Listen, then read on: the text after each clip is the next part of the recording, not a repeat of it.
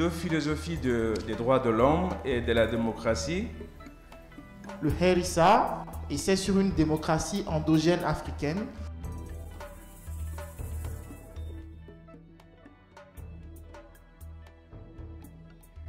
La charte du Mandé.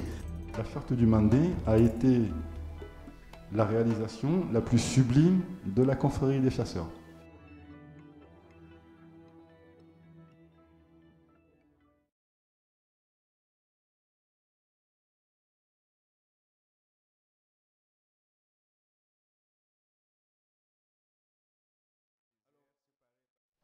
La Somalie et le Mali, deux pays qui sont à deux extrémités de l'Afrique, l'ouest et l'est, séparés par la forêt, séparés par les déserts, séparés par les montagnes, mais qui pourtant partagent un fond culturel qui a des similarités étonnantes.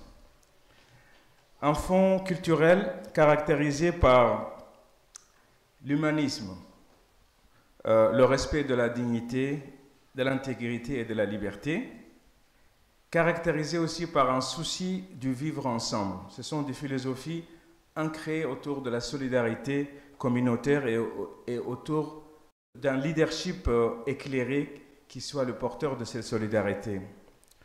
Deux philosophies des droits de l'homme et de la démocratie, l'une au XIIIe siècle, ce n'est pas hier, et l'autre au XVIe siècle, quand même des siècles qui sont antérieurs à d'autres philosophies qui aujourd'hui servent un peu de modèle au monde. Deux pays, enfin, qui sont caractérisés par des situations de guerre civile. La Somalie, vous le connaissez, et le Mali, qui lui aussi, ce pays est lui aussi entré dans un engrenage de guerre civile. Et donc deux pays où on a essayé des modèles importés et dont on voit aujourd'hui la faillite de ces modèles, que ce soit le socialisme en Somalie et que ce soit la démocratie à la sauce libérale, si on peut dire, au Mali. Bien avant la révolution, bien avant la Convention des droits de l'homme et des citoyens et le Bill of Rights anglais de 1689, il y a eu des contrats sociaux en Afrique. Ni manen kalikanye ni tobu kwa ma ko la charte du Mandé. Manen kalikan manen sigikan ni manen rasikan. Manen sigira bien kanu ni poronya ni badenya. Ali Moussa Yé. Je voulais remercier les organisateurs de cette réunion, de nous avoir associés à cette journée. C'est pour moi un plaisir d'animer cette conférence dédiée à deux philosophies venant de deux régions du monde très éloignées, mais qui partagent des héritages communs. Je suis très content que Mohamedou ait accepté de venir. J'ai eu l'honneur, la chance de connaître son père avant sa disparition, de l'avoir invité à des réunions justement de l'UNESCO, et il nous a quittés malheureusement, et je suis vraiment content que son fils ait pris le flambeau, parce que le travail pionnier qu'il a commencé n'est pas encore achevé. La charte du Mandé. Mohamedou Cissé. Mon père était né en 1935. Il a fait l'armée coloniale. Et à son corps défendant, les chasseurs sont venus et l'ont coupé dans la confrérie. Donc quand il était jeune, il est parti bourlinguer en brousse. Et il a fait une sorte de pèlerinage auprès des chasseurs, notamment auprès d'un des plus grands maîtres du Mandé, Fagimba Kanté, qui était une sommité. Et c'est lui qui lui a révélé, en lui disant que la charte du Mandé a été la réalisation la plus sublime de la confrérie des chasseurs. Il l'a donc promu depuis les années 65 à Cachan. Et à cette époque, personne ne connaissait la charte. Aujourd'hui, nous avons le plaisir de vous présenter deux contrats sociaux qui ont été élaborés en Afrique l'un au XIIIe siècle et l'autre au XVIe siècle. Il s'agit de la charte du Mandé et du Her Issa. On est frappé tout de suite par la complexité de ce patrimoine, son ambition et sa prétention universaliste, comment il est structuré et la rigueur de cette structuration.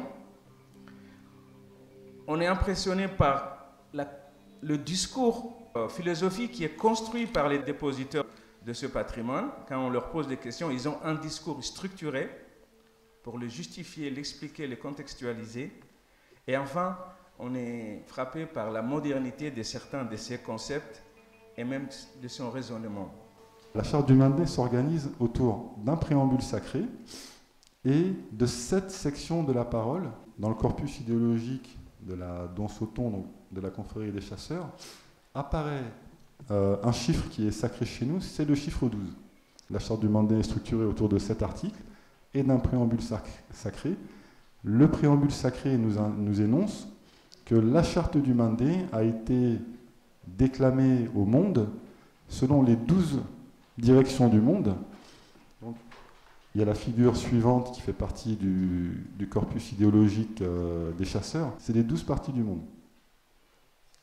Les 10 secteurs, les 10 directions de la brousse, le point central, qui est le dieu des chasseurs, et le monde extérieur, c'est-à-dire l'au-delà. Je profite de cette occasion pour vous présenter les 2 orateurs. Je commencerai par M. Mamadou Cissé, ici présent. Mamadou Cissé est le fils de Youssouf Tata Cissé. C'est le grand ethnologue qui était chercheur au CNRS et enseignant à la Sorbonne. Mamadou Cissé continue l'œuvre de son père. Il est anthropologue et en même temps éditeur. Il vient d'éditer d'ailleurs un des livres inédits de son père, ici présent, que vous pourrez acheter enfin à la fin de la conférence. Ça, c'est un dankoun et c'est le lieu de culte par excellence de la confrérie des chasseurs malinquiers, c'est-à-dire les rédacteurs de ce texte sublime. Ça, c'est un dankoun. Voilà. Ça, c'est le logo des éditions Triangle d'Ankoun que j'ai repris. En fait, ça avait été choisi par mon père.